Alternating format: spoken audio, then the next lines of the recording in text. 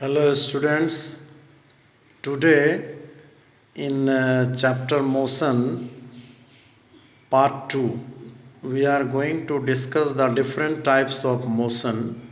So starting from uniform motion, it is defined as a body is said to have uniform motion if it covers equal distances in equal intervals of time, however small these time intervals may be.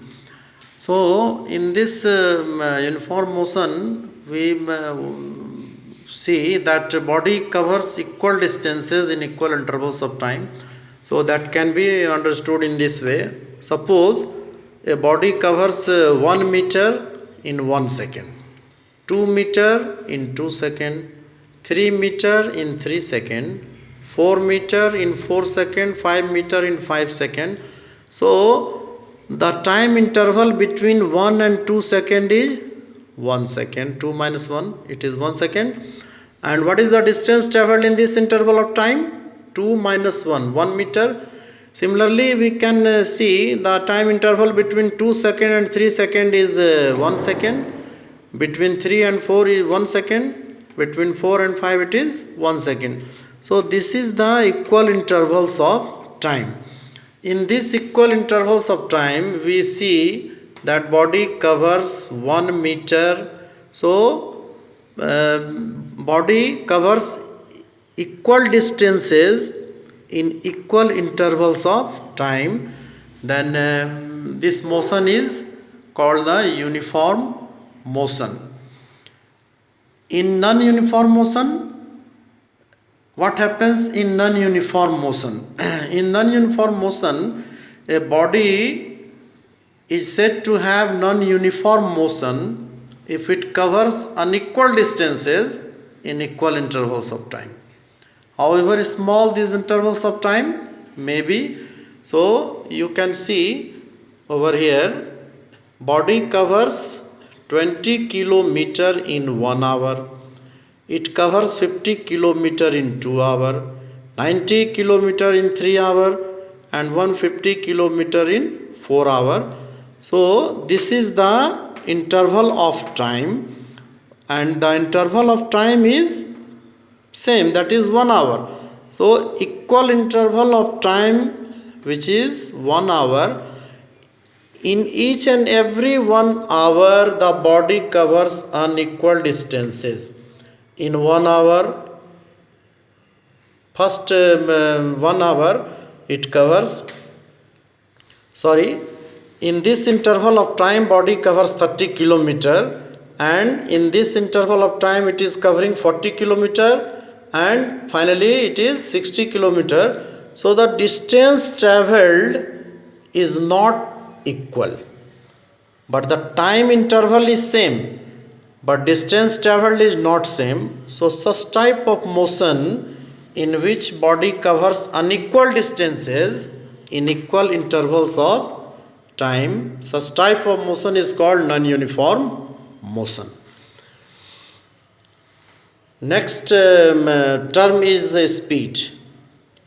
Speed means distance traveled per unit time is called speed, and speed is a scalar quantity. It has only magnitude, it has no specified direction. So speed equal to V equal to S by T. Speed indicates how fast the body moves. It has no sense of direction.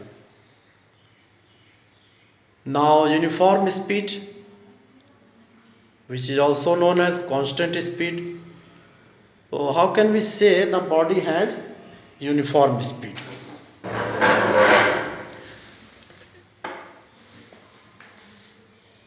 A body is said to have uniform speed if it covers equal distances in equal intervals of time, however small these intervals of time may be.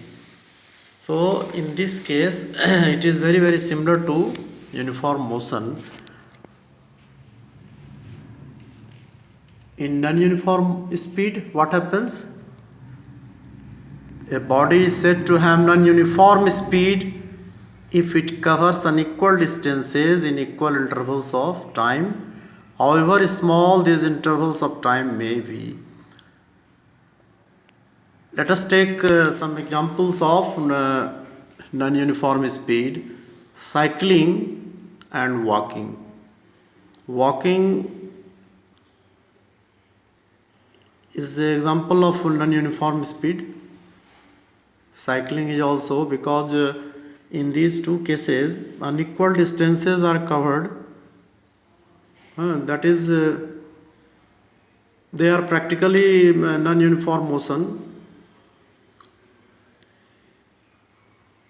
Average speed is defined as the ratio of total distance traveled by the object to the total time taken by the object to cover that distance. That is, average speed equal to total distance by total time. So whenever you have to find the average speed, then you will just simply divide the total distance by total time. So these are the important terms you must keep in your mind. This will give you the basic knowledge.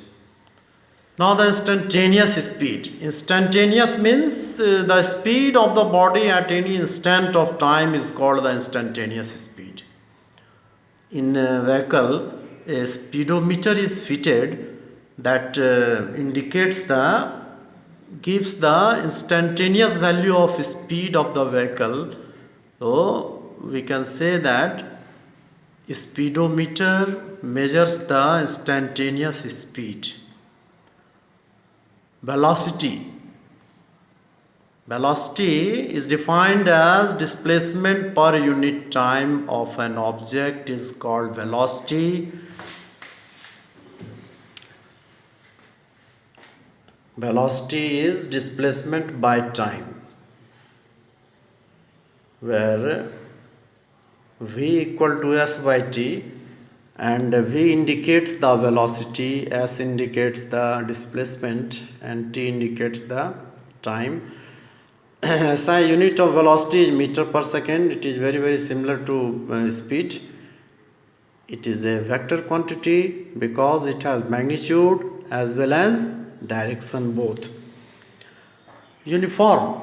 Whenever we talk about the uniform velocity, then we will have to define in this way: a body is said to have uniform velocity when it covers equal displacements in equal intervals of time, however small these intervals of time may be.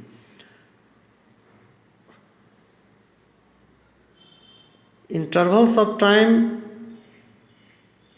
may be less, but the displacement covered will be same. In non-uniform velocity, it is defined as when a body covers unequal displacements in equal intervals of time, then body is said to have non-uniform velocity. And similarly, we can define average velocity. Like in the previous case, we discussed average speed.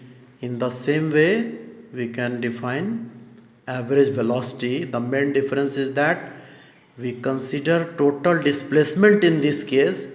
In that case, we consider total distance. Okay. So average velocity is the ratio of total displacement of the object and total time taken for that displacement. So average velocity equal to total displacement by total time. Now 4 points of differences between speed and velocity I have written. You just try to understand what is the difference. Difference number 1. Speed is distance per unit time and velocity is displacement per unit time. Speed has only magnitude Velocity has magnitude as well as direction. It can be positive or negative, but speed cannot be negative. Speed indicates as to how fast does an object move.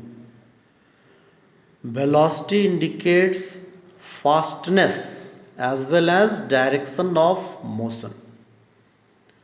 Number 4, average speed of an object cannot be zero, but average velocity of an object can be zero. Average velocity can be zero because the average velocity is the ratio of total displacement by total time. So displacement can be zero. So if displacement can be zero, then average velocity can be zero. But in case of average speed, distance by time is average speed. So distance cannot be zero. So average speed of an object cannot be zero. So up to this point, different terms I have discussed. Now you go through all these terms. These are important. In the next class, in the next video, I will give you the concept of distance time graph and how to find the speed using distance time graph. So up to this point, enjoy with science. Thank you.